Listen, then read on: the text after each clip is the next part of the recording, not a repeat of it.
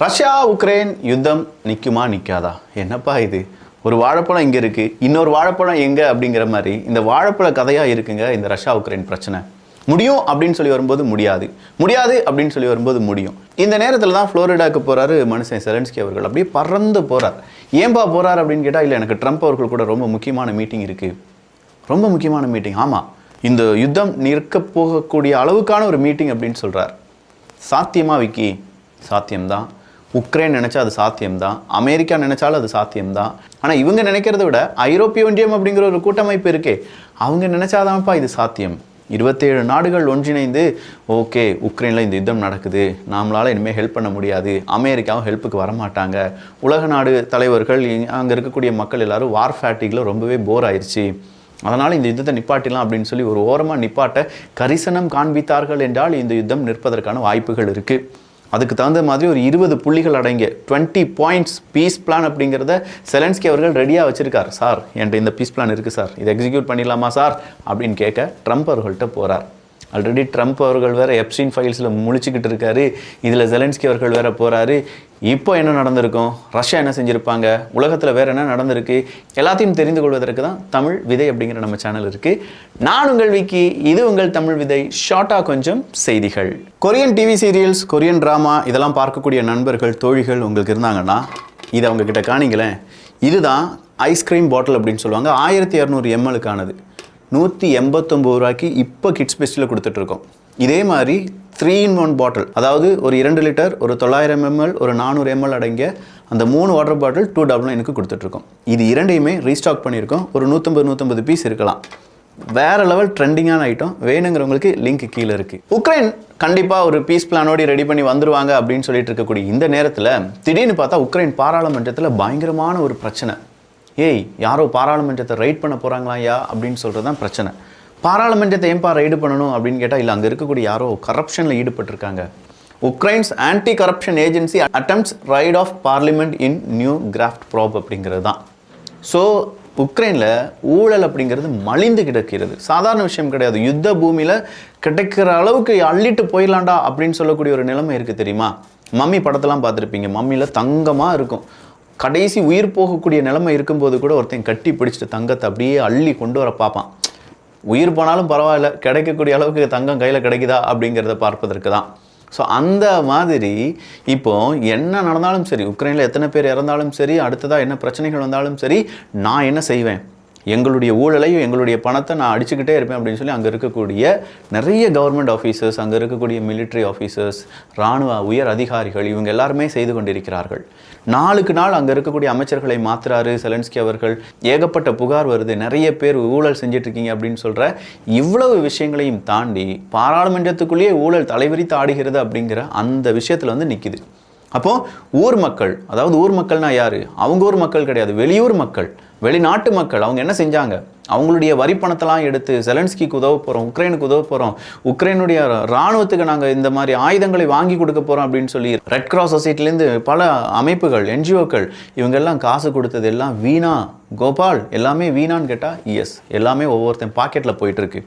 சரி, இன்னும் சில நாடுகள் ஆயுதத்தை கொடுத்தாங்களேப்பா உக்ரைனுக்கு, அது என்னப்பா ஆச்சு அப்படின்னு சொல்லி நீங்கள் கேட்டிங்கன்னா அதெல்லாம் பிளாக் மார்க்கெட்டுக்கு போயிடுச்சாங்க. அமெரிக்கா அதற்கான ஒரு விசாரணை நடத்த ஆரம்பிச்சிருக்காங்க. எதுக்குப்பா விசாரணை இல்லை, இங்கே நம்ம கொடுத்த ஆயுதம் அந்த பிளாக் மார்க்கெட்டில் யார்கிட்டையுமோ கிடச்சிருக்கு பார்த்துக்கோ, அது எப்படி போச்சு, என்ன விவரம், அந்த லிங்க் என்ன அப்படிங்கிறத நாங்கள் கவனிக்க போகிறோம் பார்த்துக்கோ அப்படின்னு சொல்லி கொஞ்சம் பேர் அதை விசாரிச்சுட்டு இருக்காங்க. இவ்வளவு விஷயம் நடந்துட்டுருக்கு. இந்த நேரத்தில் ரஷ்யா டமார்னி உக்ரைனுடைய தலைநகரம் கிவை நோக்கி ஏகப்பட்ட தாக்குதலை நடத்தினாங்க. இன்றைக்கி அந்த தாக்குதலை நடத்தியிருக்காங்க. கிறிஸ்மஸுக்கு தாக்குதலை நடத்தினாங்க அப்படிங்கிறத நம்ம கண்டிப்பாக நம்முடைய தமிழ் வியூகத்தில் பார்த்தோம். பார்க்காத டிபி டூப்ஸ் அதுக்கான வீடியோ இருக்குது, அதை போய் பார்த்துருங்க. ஸோ இப்போ நடந்திருக்கக்கூடிய இந்த சிக்கலில் அடுத்ததாக வந்திருக்கக்கூடிய சிக்கல் என்னென்னா, ரஷ்யா நடத்தின தாக்குதல் தான். எப்படி இந்த தாக்குதல் நடந்துச்சு? அமெரிக்காவும் உக்ரைனும் பேச போகிறாங்க.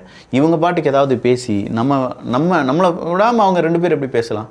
மெயினாக பாதிக்கப்படுறது நான். என்னை சுற்றி தான் 30-32 பேர் உக்ரைன் கான்டாக்ட் குரூப் அப்படி நிற்கிறீங்க. என்னை வேட்டையாடுறதுக்கு நீங்கள் ட்ரை பண்ணிகிட்ருக்கீங்க.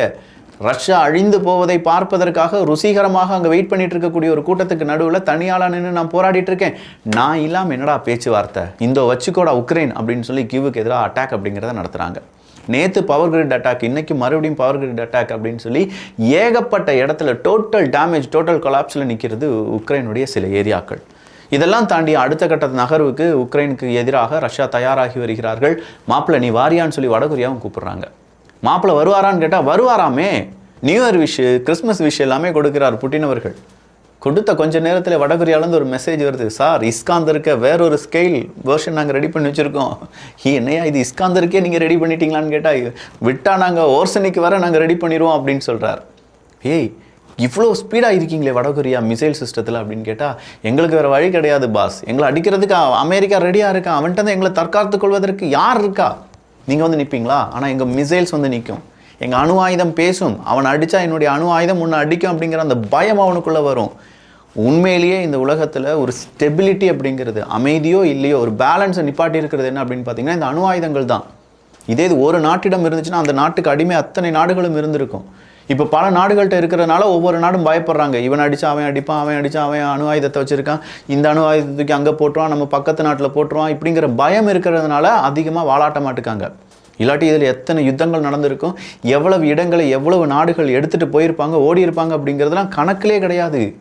ஒருவேளை அணு ஆயுதத்தை விட இப்போ ஆர்சனிக் பெரிய மிசைல் அப்படின்னு சொன்னாலும் பெரிய ஒரு அழிவை ஏற்படுத்தக்கூடிய, நாட் டாக்டிக்கல் வெப்பன், நான் சொல்கிறேன் ஸ்ட்ராட்டஜிக் வெப்பன். இந்த ஸ்ட்ராட்டஜிக் வெப்பனில் ஏதாவது ஒரு பெரிய வெப்பன் ஏதாவது கண்டுபிடிக்கப்பட்டு விட்டது என்றால் நிச்சயமாக இந்த ஒரு பேலன்ஸ் அப்படிங்கிறது அங்கே இந்த சமம் அப்படிங்கிறது என்ன ஆகும், கொஞ்சமாக தடுமாற ஆரம்பிக்கும். அப்படி ஷேக் ஆகும்போது நிறைய நாடுகள் அடுத்த நாடுகள் கூட சண்டை போடுறது அப்படிங்கிறதுலாம் அஸ் யூஷுவல் ஆப்வியஸ்லி அதெல்லாம் வர்றதுக்கான வாய்ப்புகள் இருக்கிறது. இப்போ ஃப்ளோரிடாவில் சண்டேல நம்ம மீட் பண்ண போகிறாரு செலன்ஸ்கி அவர்கள் ட்ரம்ப் அவர்களை. அப்படி மீட் பண்ணும்போது மாமா மச்சான் பேசிக்கிடுவாங்களா, மறுபடியும் சண்டை போடுவாங்களா அப்படிங்கிறதுலாம் தெரியாது. திடீர்னு பார்த்தா அமெரிக்கா இன்னைக்கு நைஜீரியா மேலெலாம் அட்டாக் நடத்தினாங்க. நைஜீரியாவில் அங்கே இருக்கக்கூடிய ஐஎஸ்ஐஎஸ் தீவிரவாதிகளுக்கு எதிராக நாங்கள் அட்டாக்கை நடத்துகிறோம் அப்படின்னு சொல்லி தான் அமெரிக்கா ஒரு ஸ்ட்ராங்கான அட்டாக்கை நடத்துகிறாங்க. மறுபடியும் நைஜீரியாவில் இருக்கக்கூடிய ஐஎஸ்ஐஎஸ் தீவிரவாதிகளுக்கு எதிராக பெரும் தாக்குதலை ஆஃப்டர் 2 to 3 இயர்ஸுக்கு பிறகு அமெரிக்கா செய்கிறது. ரொம்ப ஸ்ட்ராங்காக செஞ்சுட்டு இருக்காங்க என்பதும் குறிப்பிடத்தக்கது.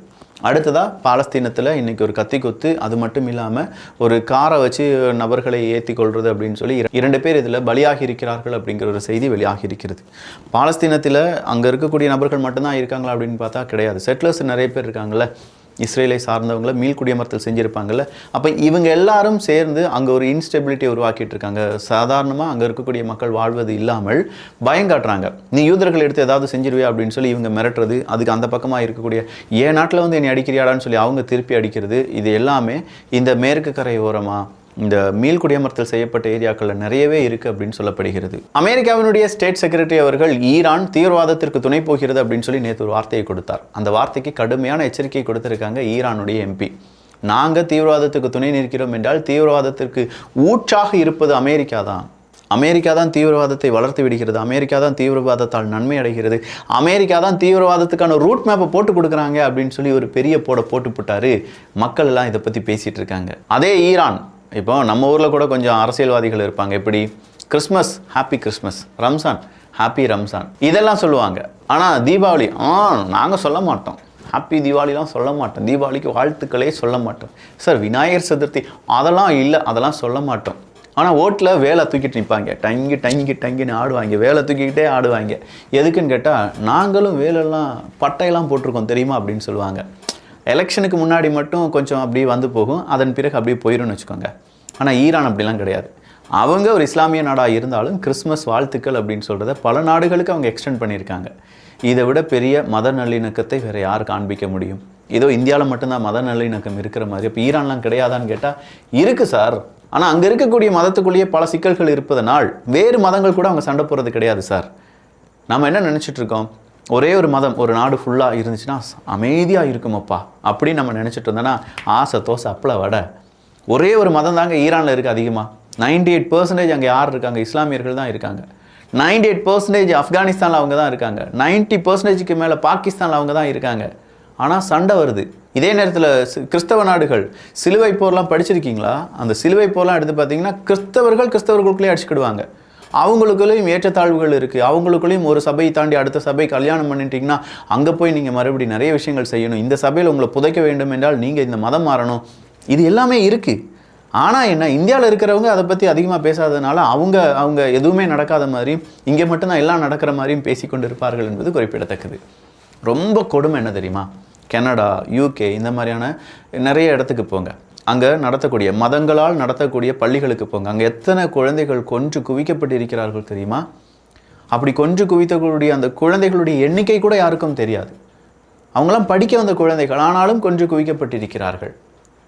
இது எல்லாமே உலக அரசியல்.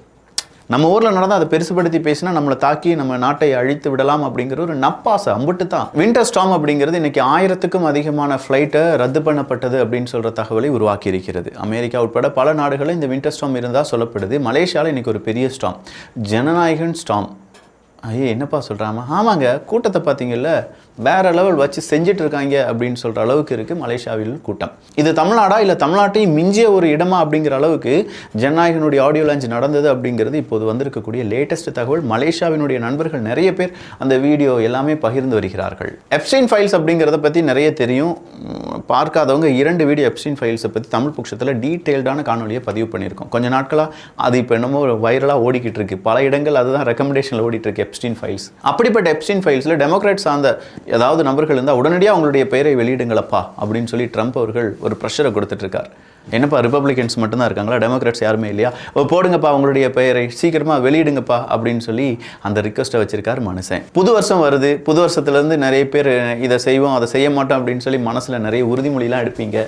ஆனால் என்ன, இந்த புது வருஷத்தை சீர்குலைப்பதற்காக நிறைய பேர் ஆயுதங்களுடன் சுற்றி திரிகிறார்கள் அப்படிங்கிற ஒரு செய்தி வெளியாகும் போது டெல்லி காவல்துறை அதிகாரிகள் இன்னைக்கு ஒரு 100க்கும் அதிகமான நபர்களை அரெஸ்ட் பண்ணியிருக்காங்க.